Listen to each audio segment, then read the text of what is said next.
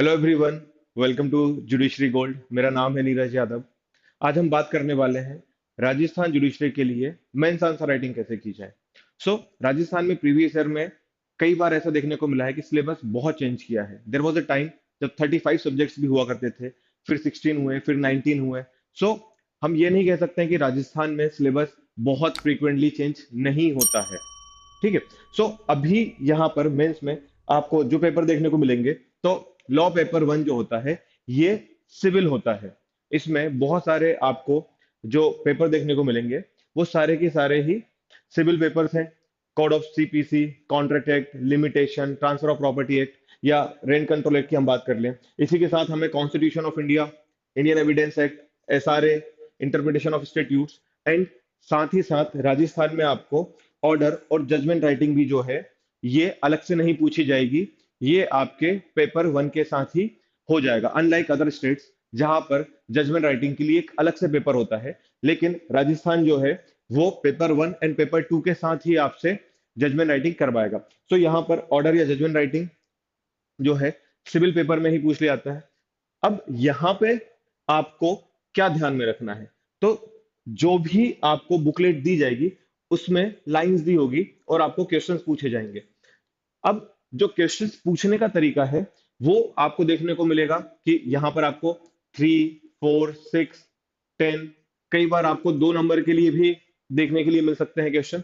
तो मोस्टली जो यहाँ का पैटर्न रहा है, वो इस तरीके से रहा है कि आपको 3 नंबर, 4 नंबर, 6 नंबर, 10 नंबर, इस तरीके से आपको क्वेश्चंस मिलते हैं। और उसके लिए ऑलरेडी लाइंस उन्होंने दी है कि आपको कितनी लाइंस में ही ये आंसर अपना कंप्लीट करना होगा। अगर आपको 3 नंबर के लिए पूछा गया है, तो बहुत ज्यादा डायरेक्ट आंसर ही आपको लिखना होगा। बहुत कुछ चांसेस नहीं होंगे आपके पास एक्स्ट्रा लिखने का। मतलब आपको जो डायरेक्ट है, उसी के ऊपर बेस्ड आंसर लिखना होगा। आपके पास एक्स्ट्रा केस लॉस लिखने का या मेन बॉडी के अलावा आप इंट्रोडक्शन की बात कर लें या कंक्लूजन की बात कर लें, नहीं होगा टाइम। आपको सिर्फ उस आंसर में क्या लिखना होगा कि उसमें बैरेक का क्या प्रोविजन है। हाँ, 4 मार्क्स एंड 6 मार्क्स के लिए आपको कई बार हो सकता है कि आपको क्वेश्चन इस तरीके से पूछा जाए जिसमें आपको इंट्रोडक्शन या कंक्लूजन वाली बात है। अब बात यह है कि क्या कंक्लूजन आपको 3 नंबर के लिए या 4 नंबर के लिए लिखना होगा, तो डिपेंड करता है कि आपसे क्वेश्चन क्या पूछा है। जैसे 3 नंबर के लिए तो आपके पास स्पेस ही नहीं रहेगा कि आप कंक्लूड कर पाए। हाँ, 6 मार्क्स के लिए या 10 मार्क्स में अगर कुछ आपसे पूछा जाए, तो जरूर एक स्कोप होता है कि आप यहाँ पर कंक्लूजन लिख सकते हैं। अदरवाइज 3 मार्क्स के लिए आपको नहीं लिखना होगा। जो आपसे डायरेक्ट आंसर पूछे जा रहे हैं, शॉर्ट नोट लिखने के लिए अगर आपको आ रहा है 4 मार्क्स में, तो यहां पर कई बार हो सकता है कि आप थोड़ा सा बैकग्राउंड या इंट्रोडक्शन बता सकते हैं अपना, और साथ ही साथ उसकी मेन बॉडी। अब कंक्लूजन हमेशा याद रखिएगा, डिपेंड करता है आपके क्वेश्चन के ऊपर। अगर आपसे नहीं पूछा गया है क्वेश्चन जिसमें कंक्लूजन बन सकता है, प्लीज कंक्लूजन मत लिखिए। आपका सिर्फ और सिर्फ टाइम खराब होगा। हमेशा एक चीज रहती है, ये सारे एस्पिरेंट्स के साथ रहती है, कि आप हमेशा टाइम में पीछे रहेंगे। आपके पास हमेशा ऐसा लगेगा कि आधे घंटे कहीं ना कहीं आप पीछे चल रहे हो। एक बहुत बड़ा जो प्रॉब्लम देखने को मिलती है, वो ये होता है कि हमेशा आपको लगता है कि बहुत जल्दी टाइम निकल रहा है। बहुत ज्यादा कुछ सोचने का टाइम नहीं है। कंक्लूजन आपको, अगर आप ये सोचोगे क्या कंक्लूड करना है, तो उन सारी चीजों को आप बिल्कुल दिमाग में मत लेके आइएगा। क्वेश्चन अगर आपसे उन्होंने पूछा है, आपका ओपिनियन पूछा है, तब आप इस तरीके की चीजें कर सकते हैं। अदरवाइज आपको हर बार इंट्रोडक्शन या कंक्लूजन में जाने की जरूरत नहीं होगी। पेपर टू जो है, वो क्रिमिनल है। जैसे हम आईपीसी की बात कर लें, जुवेनाइल जस्टिस की बात कर लें, निगोशिएबल इंस्ट्रूमेंट की बात कर लें, ऑफेंडर्स एक्ट की हम बात कर लें, डोमेस्टिक वायलेंस की हम बात कर लें, indecent representation of women, protection of child from sexual offence. ठीक है, framing of charge and judgement writing. So यहां पर आपको चार्जेस फ्रेम करना, जजमेंट राइटिंग, जो एक अलग से पेपर होता है, वो नहीं हो करके paper one and paper two में ही आपको सिविल और क्रिमिनल जजमेंट राइटिंग जो है, वो देखने के लिए मिलेगी। यहां पर भी सेम वही है कि आपसे क्वेश्चन पूछा जाएगा 3, 4, 6, 10 मार्क्स में। उसमें भी लाइंस दी होगी आपको। सो इसमें भी आपको सेम, जो हम सिविल में बात कर रहे थे कि क्या नहीं करना है, तो जो डायरेक्ट क्वेश्चन पूछे गए हैं, उनका सिर्फ और सिर्फ डायरेक्ट बेस्ड ही आपको आंसर लिखना होगा। बहुत ज्यादा आप केस लॉज में मत जाइएगा, बहुत ज्यादा एक्स्ट्रा कुछ करने के लिए मत जाइएगा। अगर आपसे 3 मार्क्स के लिए क्वेश्चन पूछा गया है तो डायरेक्ट ही आंसर होगा। 6 to 7 लाइन हार्डली आपको मिलेगी उसका आंसर लिखने के लिए, उसमें सिर्फ आप डायरेक्ट ही कवर कर सकते हैं। सो राजस्थान के साथ ये अच्छी चीज है कि आपको पहले से उन्होंने लाइंस दी हुई है कि इतने ही लाइन में आपको लिखना है या आपका आंसर इतना बड़ा होना चाहिए। ठीक है। नेक्स्ट, आपको 2 पेपर यहाँ पर देखने को मिलेंगे, लैंग्वेज पेपर जिसकी हम बात करते हैं, हिंदी ऐसे एंड इंग्लिश ऐसे। हिंदी में अगर हम बात कर लें तो निबंध, या इंग्लिश में हम बात करें तो ऐसे राइटिंग आपको देखने को मिलेगी। यहाँ पर आपको एक लीगल ऐसे, एक राजस्थान के बैकग्राउंड, राजस्थान की हिस्ट्री या राजस्थान से रिलेटेड किसी टॉपिक के ऊपर आ सकता है, और एक आपको आएगा सोशल किसी इश्यू के ऊपर ऐसे लिखने के लिए। यही चीज आपको इंग्लिश में भी और हिंदी में देखने को मिलेगी। कई बार ये होता है कि राजस्थान के बैकग्राउंड से या राजस्थान के हिस्ट्री से या अबाउट राजस्थान जो है आपको ना पूछे, एक आपको लीगल ऐसे दे दिया जाएगा, और ये हो सकता है कि आपको 2 सोशल इशू से रिलेटेड कोई भी ऐसे देखने को मिल जाएंगे। तो लेकिन आपको जब भी आप ऐसे राइटिंग प्रिपेयर करोगे तो एक ऐसे हमेशा इस चीज के लिए आपको प्रिपेयर करना है जो राजस्थान से रिलेटेड हो। राजस्थान के कुछ लोकल पब्लिशर्स हैं जिनके आपको इजीली कंटेंट मिल जाएगा कि आपको ऐसे प्रिपेयर कैसे करना है। सिर्फ आप राजस्थान से रिलेटेड हिस्ट्री के लिए या उससे रिलेटेड जो भी चीजें जो ऐसे में पूछी जाती है उसके लिए तो आप तैयारी कर सकते हो। बाकी अगर आपको लीगल ऐसे, या अगर आपको हम बात करें सोशल इशू के ऊपर कोई भी टॉपिक है, तो ये जब हम बात करते हैं ऐसे राइटिंग के लिए तो प्रिपेयर कैसे करना है, क्या बुक्स बहुत हेल्प करती हैं?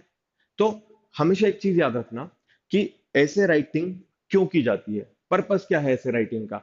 तो ऐसे राइटिंग इज व्हाट, कि आप सोचते क्या है। आप किसी भी पर्सन का ऐसे पढ़ करके ये समझ सकते हैं कि ये व्यक्ति की मानसिकता क्या है, सोचते किस तरीके से हैं। अगर आप किसी बुक से कॉपी करके, जैसे हम बचपन में किया करते थे कि फ्रेंड के ऊपर लिखना है या किसी फेस्टिवल के ऊपर लिखना है, वो ऐसे राइटिंग नहीं करना है यहाँ पर। वो पैटर्न जो है वो काउ के ऊपर जो ऐसे लिखने के लिए आता था हमें, तो वो बचपन में स्कूल में चल जाता था। टेक्निकली आपसे लिखवाया जा रहा है, आपको सारे एस्पेक्ट्स कवर करने हैं, आप सोचते क्या है। तो कोई भी बुक से आप छाप दोगे अगर याद करके, तो वो हेल्प नहीं करेगा, और आपको याद भी कितने कर सकते हो आप ऐसे। सो अच्छा तरीका यह है कि आप एसेज को रीड करिए, उससे आइडिया लगेगा कि क्या क्या लिखना होता है किसी भी ऐसे में, कौन से एस्पेक्ट्स हैं जो आपको लिखने होंगे। सो आप खुद से ट्राई करके देखिएगा, किसी न्यूज़पेपर में कोई भी अगर टॉपिक है, कोई इशू आपको देखने को मिल रहा है, उसके लिए आप कई बार जो है वो पीएससीज में ऐसे राइटिंग के लिए टॉपिक्स उठा सकते हैं प्रैक्टिस करने के लिए। उसके अगर आपको कहीं मॉडल आंसर मिले, वहां से भी आप चेक कर सकते हैं। तो जब भी आप ऐसे राइटिंग की बात करो, और अगर आपके कोई सीनियर्स हैं, तो जरूर उनसे एक बार आप ये चेक करवा लीजिएगा कि आपका ये जो आपने ऐसे लिखा है ये सही है या नहीं है, और इसमें क्या इंक्लूड किया जाना चाहिए था, क्या एक्स्ट्रा आपने लिख दिया है। सो हमेशा ध्यान रखिएगा कि ऐसे राइटिंग आपका खुद का होना चाहिए, वो आपके व्यूज बताता है कि आप किस तरीके से सोचते हैं। नेक्स्ट, अब ये जो हम बात कर रहे थे इसके बारे में हम थोड़ी सी ऑलरेडी एक बात कर चुके हैं कि क्या इंट्रोडक्शन होना चाहिए, क्या मेन बॉडी में होना चाहिए, और क्या कंक्लूजन होना चाहिए या नहीं होना चाहिए। क्योंकि इस चीज को लेकर के, इंट्रोडक्शन और कंक्लूजन को लेकर के हमेशा ये प्रॉब्लम फेस करने को देख मिलती है कि इंट्रोडक्शन लिखे या नहीं लिखे, कंक्लूजन लिखे या नहीं लिखे, क्या अगर कंक्लूजन नहीं लिख करके आएंगे तो हमारे मार्क्स कट जाएंगे। सो डिपेंड करता है हमेशा कि आपसे क्वेश्चन क्या पूछा गया है। अगर आपसे क्वेश्चन इस तरीके से पूछा गया है जिसमें कंक्लूजन लिखा जाना चाहिए, ओपिनियन वाले कोई क्वेश्चन है जो ऐसा है कि डायरेक्ट से नहीं है, आपसे अलग से पूछ लिया है, तो फिर आपको क्या करना होगा, उसमें लिख करके आना होगा कंक्लूजन। इंट्रोडक्शन, अगर हम अगेन वही बात करते हैं कि कोई डेफिनेशन वाली बात है, कोई बैकग्राउंड को हमें बताना है क्वेश्चन के आंसर करने से पहले, कि हम उसका बैकग्राउंड लिख सकते हैं, तो हम डेफिनेटली इंट्रोडक्शन लिख करके आएंगे। फर्स्ट 4 5 लाइन 6 लाइन्स में हम क्या कर सकते हैं कि एक इंट्रोडक्शन लिख सकते हैं। लेकिन अगेन आप ये 6 मार्क्स के लिए तो कर सकते हो। अगर आप इंट्रोडक्शन, मेन बॉडी और कंक्लूजन 3 मार्क्स 4 मार्क्स में करोगे, तो जो आपसे 6 मार्क्स के लिए या 10 मार्क्स के लिए पूछे जा रहे हैं क्वेश्चन, वो कैसे कवर करोगे? उसके लिए आपको थोड़ा सा ज्यादा टाइम चाहिए। जजमेंट राइटिंग के लिए आपको थोड़ा सा ज्यादा टाइम चाहिए होगा। वो कर कैसे पाओगे आप? क्योंकि टाइम तो पहले ही आपके पास कम है। तो इन सारी चीजों को देखते हुए अगर आपसे 3 मार्क्स या 4 मार्क्स में पूछा जा रहा है, तो आप डायरेक्ट ही आंसर लिखना। डायरेक्ट आंसर ही आपसे पूछे जाएंगे। 6 मार्क्स के लिए आप कर सकते हो। क्या केस लॉसेस लिखने होते हैं? केसेस का क्या किया जाए? तो हमेशा याद रखना कि बहुत ज्यादा केसेस याद करने की जरूरत नहीं है। हाँ, प्रीलिम्स में कई बार आए, उसके लिए एक अलग है। अदरवाइज आपको बहुत सारे केसेस याद करने की जरूरत नहीं है। कुछ क्वेश्चंस ऐसे होते हैं जिनमें केसेस की हमें जरूरत पड़ती है, क्योंकि वो डायरेक्ट बेस्ड नहीं होते हैं। अगर आपसे पूछा जाए कि old doctrine and new doctrine बताइए आप आर्टिकल 21 के लिए, तो what is the old doctrine, what is the new doctrine? Article 14 के लिए अगर आपसे पूछ लिया कि ओल्ड कॉन्सेप्ट क्या था, न्यू कॉन्सेप्ट क्या था, सो इन सारे क्वेश्चंस के लिए आपको केसेस की जरूरत पड़ेगी ही। फिर आपको बताना होगा, अगर हम 21 की बात करें तो आपको एक एक गोपालन का केसेस बताने होंगे, आपको मेनका गांधी का बताना होगा। या अगर हम बात करें 14 के लिए, तो ईपी रोयप्पा का बताना होगा। एंड उसके बाद मेनका गांधी का केसेस बताने होंगे। तो इस तरीके से अगर आपसे क्वेश्चंस पूछे जा रहे हैं, तो ही आपको केसेस लिखने हैं। अदरवाइज आपके पास टाइम नहीं होगा कि आप बहुत सारे केसेस को अपने आंसर में लिख करके आ पाए। सो अगर आपको केसेस याद रहते हैं, बहुत अच्छी बात है। क्या मैंडेटरी है केसेस लिखना? बिल्कुल नहीं है। आपका डायरेक्ट बेस्ड आंसर होना चाहिए। उसमें क्या ज्यादा इंपॉर्टेंट है, वो ये है कि आप जो भी इसेंशियल्स हैं उस आंसर्स के, वो सारे इसेंशियल्स आपके कवर होने चाहिए।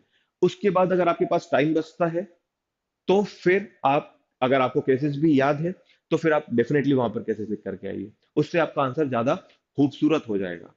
पर क्या ये मैंडेटरी है कि हर क्वेश्चन में ही आपको केस लिख कर आना है? बिल्कुल भी नहीं है। ठीक है। कितने केसेस लिखे जाने चाहिए? तो हम ये कहते हैं कि 2 अगर आप केसेस लिख करके आते हो तो वो सफिशियंट होता है। बहुत ज्यादा 10 12 15 की याद आते जा रहे हैं तो आपने सारे ही लिख दिए? बिल्कुल भी नहीं। आपको 2 केस लॉज लिखने हैं, क्योंकि आपके पास बाकी के सारे क्वेश्चंस भी हैं सॉल्व करने के लिए। तो अगर आपको लगता है कि आपका आंसर कंप्लीट हो चुका है, तो आंसर कंप्लीट कैसे होता है? तो राजस्थान में तो जैसे उन्होंने लाइंस दे रखी ऑलरेडी, या उसके अलावा हम बात करें तो आपको टाइम के हिसाब से अपने आंसर्स देखने होंगे कि क्या आप पूरा के पूरा जो क्वेश्चन पूछा गया है, जो पूरा कंटेंट है, क्या आप उस पूरे कंटेंट को उन टाइम जो आपने बनाया था कि हाँ इसके लिए मुझे 4 मिनट चाहिए या 5 मिनट चाहिए या 6 मिनट चाहिए, क्या आप अपने टाइम फ्रेम में इसको कंप्लीट कर पा रहे हो या नहीं कर पा रहे हो? क्या उन लाइंस में और उस टाइम फ्रेम में आपका आंसर जो भी कंप्लीट होता है, क्या आप लिख पा रहे हो? बहुत अच्छी बात है। उससे ज्यादा एक्स्ट्रा करने की जरूरत नहीं होगी आपको। क्या नहीं कर प्रैक्टिस कितनी करनी है? तो प्रैक्टिस आप जितनी कर सकते हो उतनी कीजिए। कहीं पर भी ये नहीं बोला गया है कि प्रैक्टिस कितनी की जानी चाहिए। और आंसर राइटिंग या ऐसे राइटिंग की हम बात कर लें, या जजमेंट राइटिंग की हम बात कर लें, ये हमेशा एक ऐसी चीज है जो जितनी ज्यादा आप प्रैक्टिस करोगे उतना ज्यादा होते जाएगा।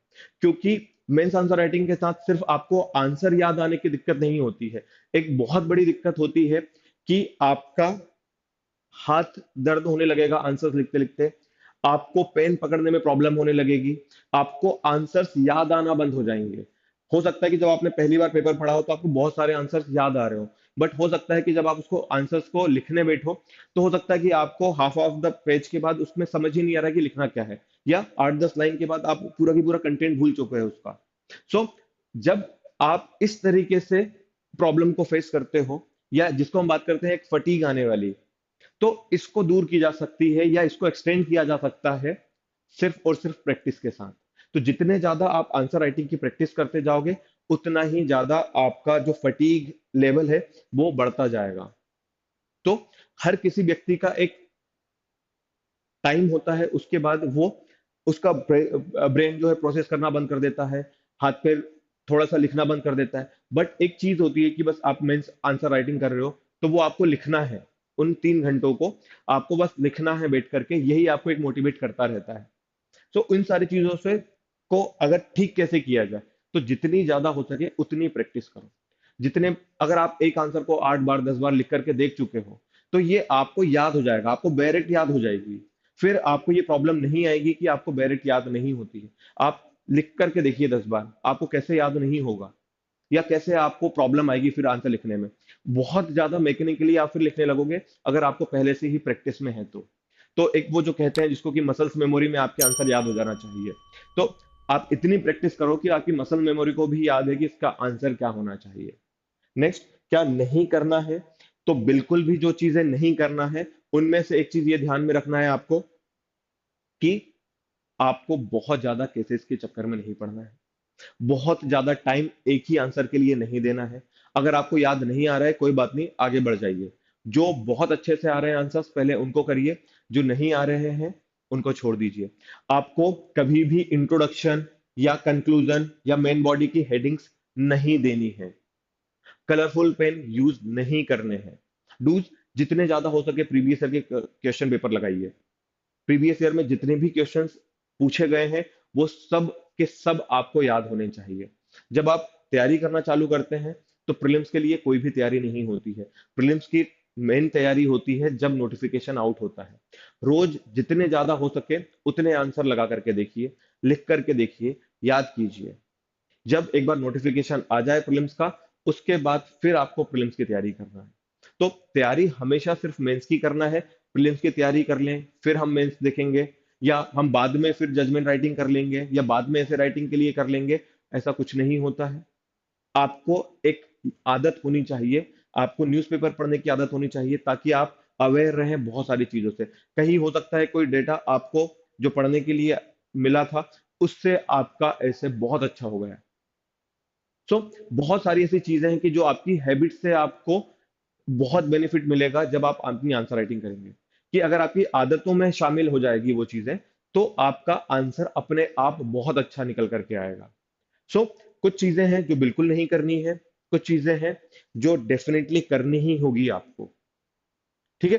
सो बाद में आप इस चीज को मत सोचिएगा कि हम बाद में कर लेंगे कुछ, या ये हम बाद में करेंगे, मेंस आंसर राइटिंग हम प्रीलिम्स निकल जाएगा उसके बाद करेंगे।